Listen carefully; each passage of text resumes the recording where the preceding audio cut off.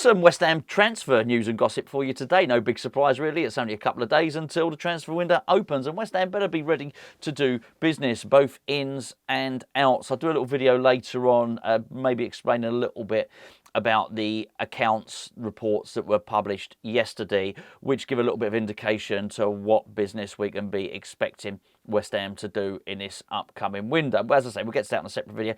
In all honesty, it's a little bit boring. It's very numbery, put it that way. So I've read through it, I've had a little look, and I think I've got a grasp on what's going on. I think probably the worst news of today, of all the articles I read, was from the Belfast Telegraph. And the Belfast Telegraph are running with a headline basically saying it's decision time for Callum Marshall at West Ham. Now, for those of you that don't know, and I'm sure most do, Callum Marshall is a striker for West Ham. He plays for the under-21s. By the way, he's so young he could play for the under-21s for the next 3 years. But he's too good for that level, quite frankly. He's absolutely ripping it up in Premier League 2. He's scored a ton of goals when the under-21 team have played in the EFL Trophy against basically the League 1 and League 2 teams, basically the under-21s playing against the men's teams. He's ripped it up in that as well, and he's been absolutely brilliant in the Premier League International Cup, which is when the various academies and under-21 teams go and play their counterparts, go and play all the European teams. I think we played Valencia, we played Olympique Lyonnais. West Ham are top of their group, basically, their European group. This guy is magnificent, magnificently talented, and I think, well, I've said it before, out of the players, there's a few players I think that will make it out of that group and have good careers as professional footballers. Callum Marshall's certainly one of them. Now he's from Ireland, he's from Northern Ireland, so clearly it's quite interesting. Why am I reading the Belfast Telegraph, you may ask? Well, you know what, first of all, the article was brought to my attention, and they're going to be privy to information that maybe we're not going to get in the national press. This is not a news story that's worthy of the national press. However, you know, it's a big deal.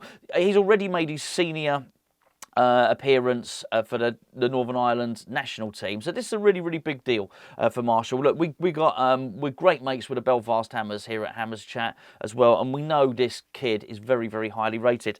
Anyway, it's basically, the article is suggesting that it's a stumbling block to him sign a new contract. West Ham wanted to sign a new contract, unsurprisingly, given what I've just said. The stumbling block is that Marshall is not seeing a pathway to the first team. And that's obviously a problem. Now, West Ham, ideally, what they'd like to do is get him out on loan in January.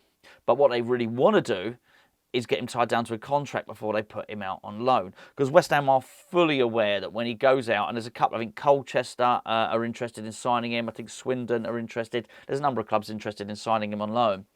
West Ham are fully aware that when he goes out on loan, he's probably going to score lots and lots of goals, and the demand for him is going to be high, and, you know, he's still going to be on this very, very short-term initial contract which he signs.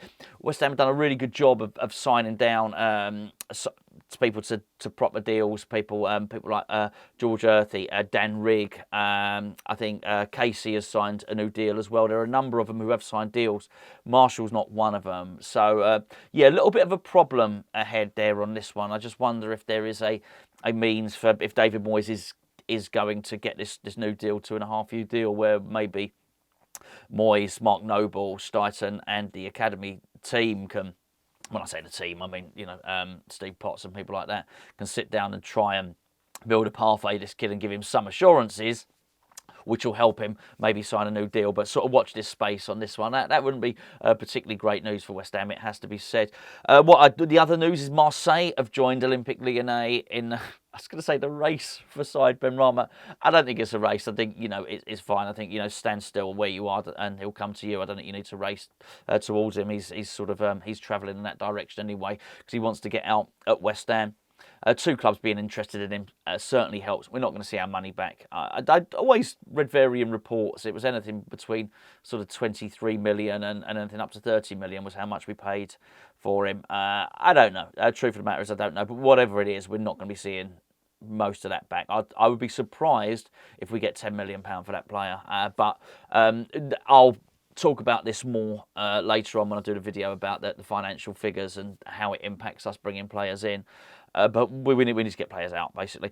Jonathan Tah, Bayer Leverkusen centre-back, he's been linked to us. I dismissed this many, many times, I think, because I think firstly because Leverkusen are doing so well, why would he want to leave a team that are, you know, riding so high? I think the other thing is as well, we've got so many centre backs. I've sort of dismissed it in the past, but now if you look at it, Thilo Kehrer leaving. We'll get to that in just a second. You look at the situation with Nayef Aguerd. Zuma clearly can't be relied upon to play regular first team football. I've now come to the conclusion we do actually need another centre-back. We seem to have been linked with this guy for quite some time.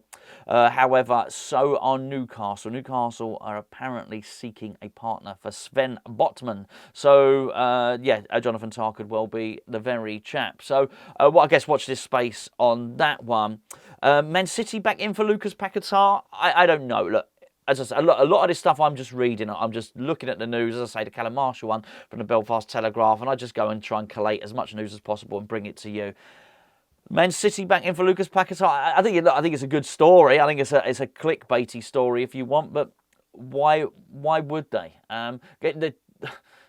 The article actually said to test West Ham's resolve. Well, Man City don't have to test West Ham's resolve, really. They can get him in the next season for 85 million. So can anyone. So can you. If you've got 85 million, you can buy him for your Parks team if you've got that much money. It's really as simple as that. The reason they haven't bought him now is because he's got this FA case hanging over his head. There's some rumours that we might get a final decision on that within the next 2 weeks. Again, not my information.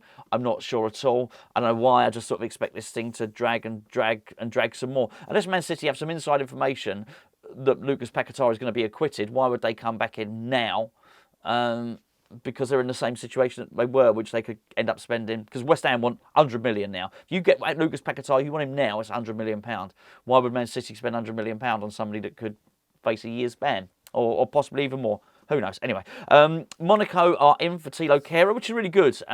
Look, let me just separate it being good from my own opinion. I don't like the way that we've not really utilised him very well. I think there's a good player there, particularly at centre-back. Once you accept that the manager doesn't want to use him and you accept that we have to sell him, then really what you want is...